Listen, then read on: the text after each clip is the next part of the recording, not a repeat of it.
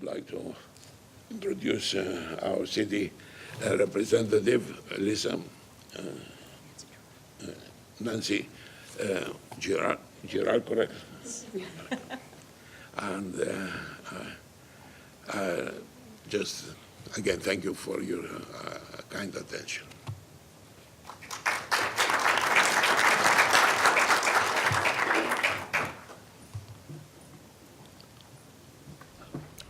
Good morning. My name is Nancy Girard, and I am the Commissioner for the Department of Environment for the City of Boston. And I'm here today to lay out a presentation to you a little bit about why Boston has been working so hard to address climate change, both through adaptation and mitigation. Boston is the fourth most threatened city in the United States, and we are the eighth most threatened city in the world. So it comes to there's no reason why we shouldn't be looking at this, and we have been taking very proactive steps going forward, looking at climate change and the impacts. Let me see if I can do this. Okay. So climate change, we saw in 2012 that it was the hottest year we had on record. Now, what we're looking at is our coldest year will be our warmest year by 2047. This is fairly significant if we stay on the path that we're going on. Sea level rise, based on tide gauges in the harbor, have been up over 10 inches in 100 years, and we're anticipating more. You can see from this slide, it shows you what happens at the Cambridge, the dam that's between Cambridge and Boston on the Charles River. Fort Point Channel, when it becomes inundated. It's fairly significant. And you can start to see how that inundation could affect Boston. Going to the next slide, you'll see what 5 feet of sea level rise could do to Boston. These are very familiar maps. They've been put together by the Boston Harbor Association, has done some exceedingly good maps in these areas.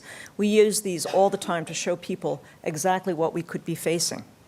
And this is fairly important because you start to see the inundation levels that could occur with the result of either a storm surge, sea level rise, or high tide.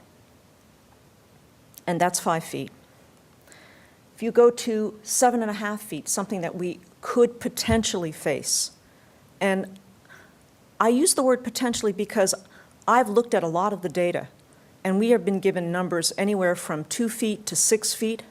We've had estimates that have gone from 3 feet to 10 feet. And so the city has to take the best guess that it can make and start preparing its city for these types of things. Boston will be better than 30% inundated by sea level rise. And if people think about how Boston was created, you can go back and look at those lines, and it'll start to outline the isthmus and the peninsulas that made up Boston back in the 1600s. So we've filled in and wharfed out as much as we possibly can. We've actually dangerously continued to build on filled land towards the sea. So Boston is working on a few things. The Boston Water and Sewer Commission has a 25-year plan in terms of infrastructure, and they are planning for climate. We've done local energy assurance planning within the city, trying to look at things like microgrids and distributed energy. It entails lots of very detailed conversations with our utility, and the utilities are very, very slowly starting to understand that they need to accept distributed energy. The City of Boston, through its transportation department, did a complete streets, and that complete streets process has been to make the roads that we have in the city cleaner, smarter, greener. In our neighborhoods, we've got tree plantings because trees provide shade. And in severe weather impacts, it's not the snow that we worry about, it's the heat that kills so rapidly for people who are at risk, for children, for elderly, for those who are ill.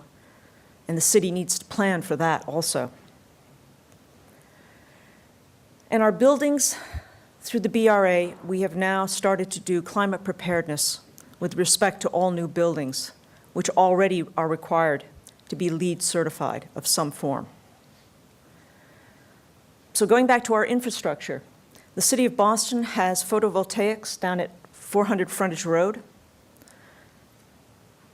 Unfortunately, 400 Frontage Road is one of the most impacted areas that the city will face if there is sea level rise or there's a high tide or a storm surge.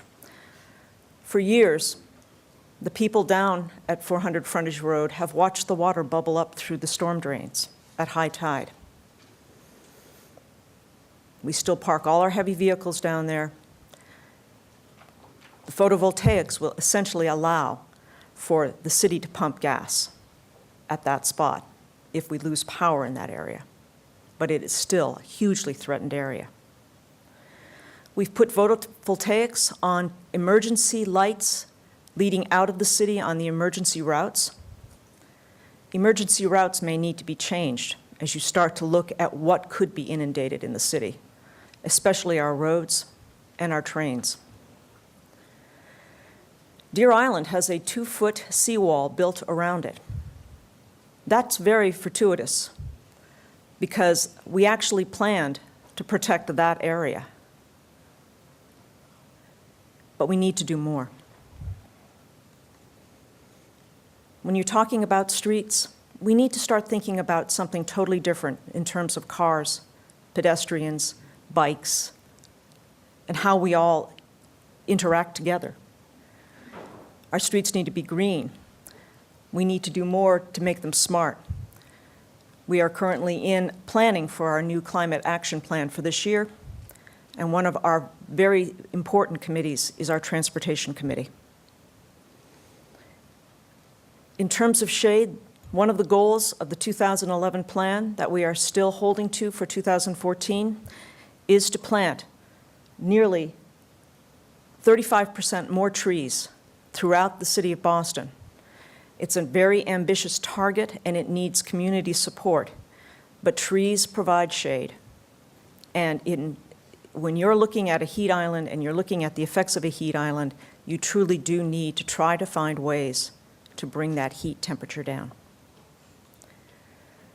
Fortunately, we had a mayor that understood climate change. We have a new mayor that accepts the challenges and is willing to go forward.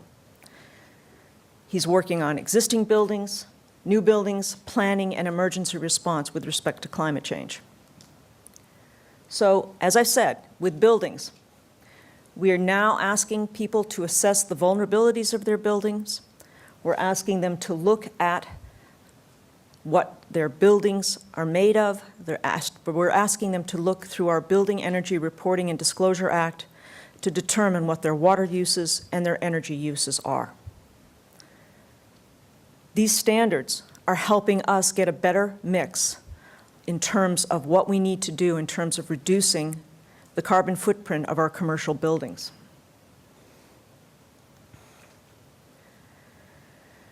New buildings will have to incorporate climate change as one of the lenses that is reviewed in the process. Under Article 80, the request of the mayor has now been to put a lens of climate preparedness onto every building that is being proposed to be built, meaning that it will need to look at where its mechanicals are. It will need to look at where it will be placed with respect to the 100-year flood line. It will also need to be prepared if, in the event, there is inundation on their lower floors. Most of our building owners in the city have become very savvy about this because many of them faced the same thing in New York when Sandy hit. We're working on a new wetlands ordinance. City of Boston was one of 6 coastal cities that did not have a wetlands ordinance. So there's an attempt to look at that wetlands ordinance and to take the opportunity to look at a natural protection or natural resource buffer between the 100-year and the 500-year floodline. And of course, you all know that we're looking at new FEMA maps, and the saga goes on with FEMA. So what has Boston done? Boston has prepared a Climate-Ready Boston report, which assessed all the municipal vulnerabilities that we had within the city.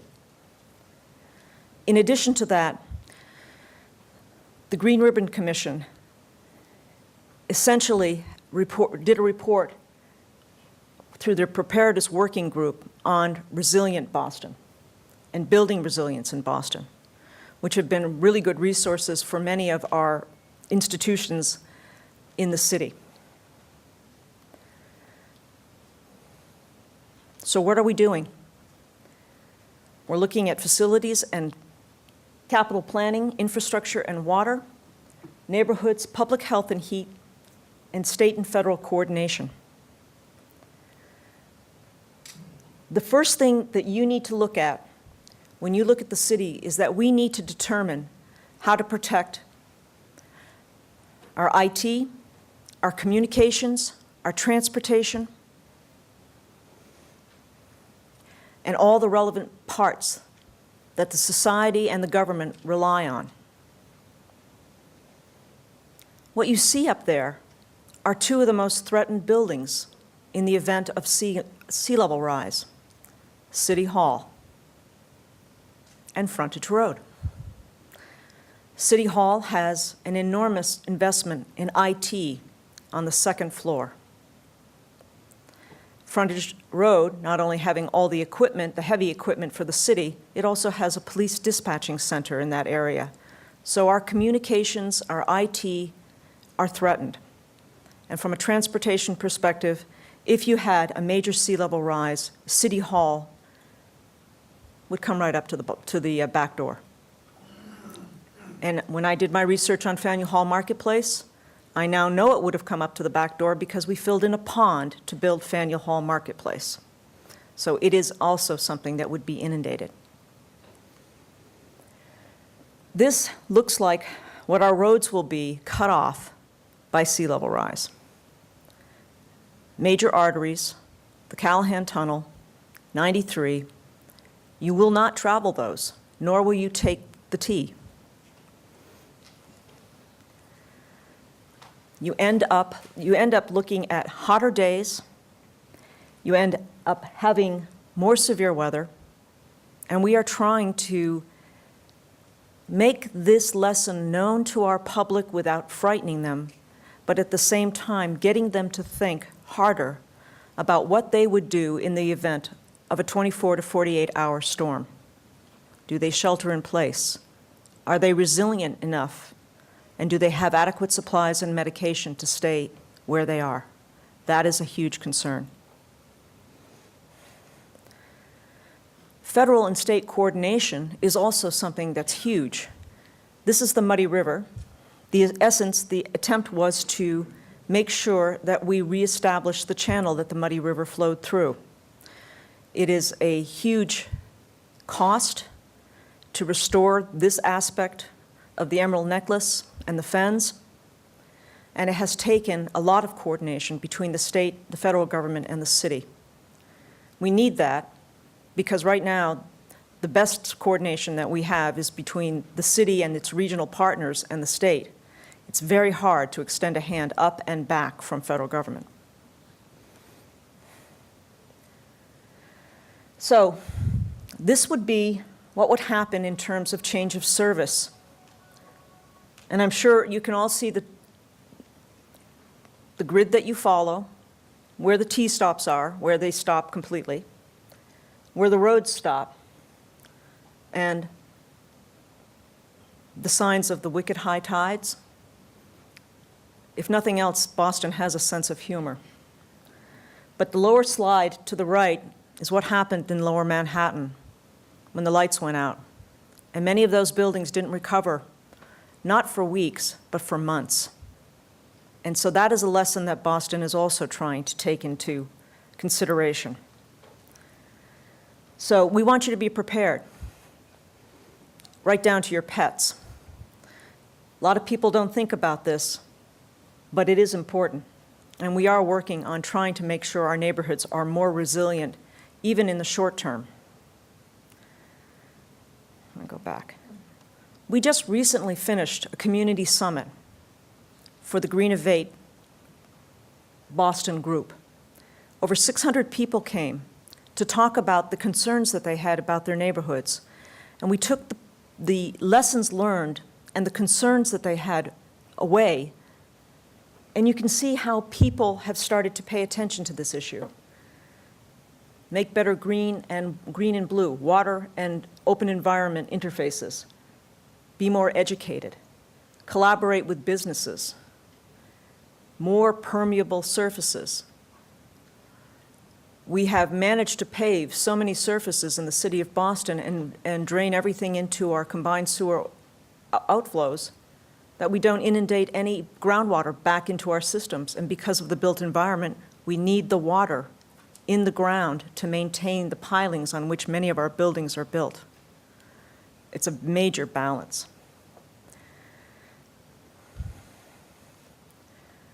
Everyone wants us to secure more dollars. But if we could secure dollars for smaller local projects that could be pilot projects people could use in their communities, it could well be worth it.